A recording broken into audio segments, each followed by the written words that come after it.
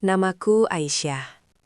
Aku hanyalah seorang TKW biasa dari sebuah desa kecil di Jawa Tengah. Ayahku petani, ibuku penjual gorengan. Hidup kami pas-pasan, bahkan sering kekurangan. Ketika ayah jatuh sakit dan biaya rumah sakit menumpuk, aku mengambil keputusan paling berat dalam hidupku. Merantau ke Arab Saudi sebagai TKW.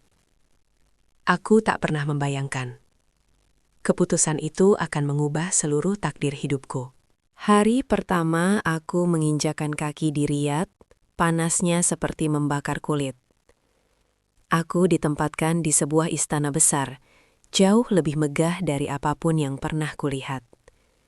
Marmer putih, lampu kristal, dan penjaga bersenjata di setiap sudut. Aku hanya pembantu dapur. Tugasku sederhana, membersihkan, menyiapkan bahan makanan, dan tak banyak bicara. Aku selalu menunduk. Aku tahu posisiku. Aku tahu diriku bukan siapa-siapa. Namun sejak hari itu, aku sering merasakan tatapan asing. Bukan dari majikanku, tapi dari seorang pria yang tak pernah kukenal secara langsung. Dia tinggi, berwajah tegas, dengan sorot mata tajam namun tenang. Para pelayan lain selalu berbisik setiap kali dia lewat. Itu Pangeran Salman, pewaris keluarga kerajaan. Aku tak berani menatapnya. Aku hanya seorang TKW biasa. Takdir mulai berubah pada suatu malam. Saat itu, aku diminta mengantar teh ke ruang perpustakaan istana. Tanganku gemetar. Saat pintuku buka, dia ada di sana, sendirian. "Apa namamu?" tanyanya lembut, membuatku terkejut. Aisyah yang mulia," jawabku gugup. Dia tersenyum, senyum yang tidak pernah kulihat sebelumnya. Bukan senyum pangeran, tapi senyum seorang pria biasa. Sejak malam itu, dia sering memintaku mengantar teh. Bukan karena haus, aku tahu itu. Kami mulai berbincang tentang hidupku, tentang mimpinya, tentang kesepian yang ia rasakan meski dikelilingi kemewahan.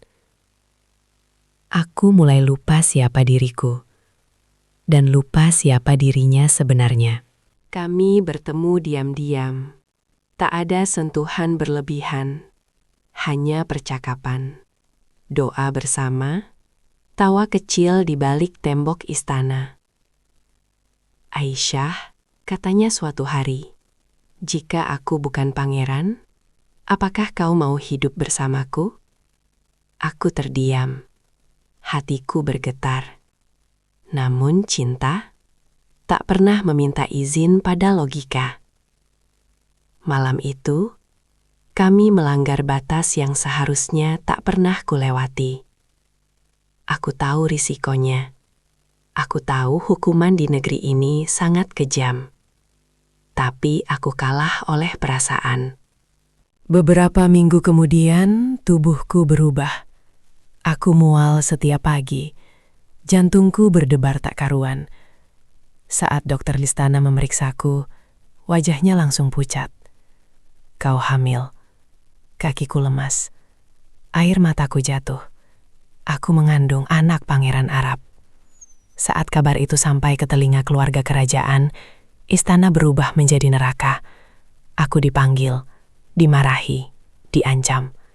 "Kau wanita murahan," bentak seorang kerabat kerajaan. "Kau menjebak pangeran kami." Aku hanya bisa menangis. Aku tak menjebak siapapun. Aku hanya mencintai dan dicintai. Pangeran Salman mencoba melindungiku, tapi kekuasaan keluarganya jauh lebih besar dari cintanya padaku. Suatu malam, dia datang ke kamarku. Matanya merah. "Aisyah, aku tidak bisa menikahimu secara resmi. Tapi aku bersumpah, anak ini darah dagingku." Hatiku hancur. Aku tidak meminta mahkota. Aku tidak meminta istana. Aku hanya ingin diakui sebagai ibu dari anaknya. Keesokan harinya, Aku dipulangkan ke Indonesia secara diam-diam, tanpa perpisahan, tanpa pelukan terakhir. Di perutku, anak itu terus tumbuh. Satu-satunya bukti bahwa cintaku bukan mimpi. Aku kembali ke desa dengan status ibu tunggal. Orang-orang mencibir. Mereka tak tahu siapa ayah anakku. Mereka tak percaya ceritaku. Namun setiap bulan, rekening ibuku terisi. Jumlahnya lebih dari cukup. Tanpa nama pengirim. Tapi aku tahu, itu darinya. Anakku lahir. Seorang laki-laki. Matanya tajam. Wajahnya campuran Timur Tengah dan Jawa. Aku menamainya Rashid. Aku bukan lagi TKW biasa. Aku adalah ibu dari anak seorang pangeran Arab. Meski dunia tak pernah mengakuinya. Namun aku tak tahu bahwa suatu hari istana akan mencariku kembali. Dan masa lalu yang kupendam akan menuntut haknya. Apakah anakku akan diakui atau justru aku akan kehilangan segalanya?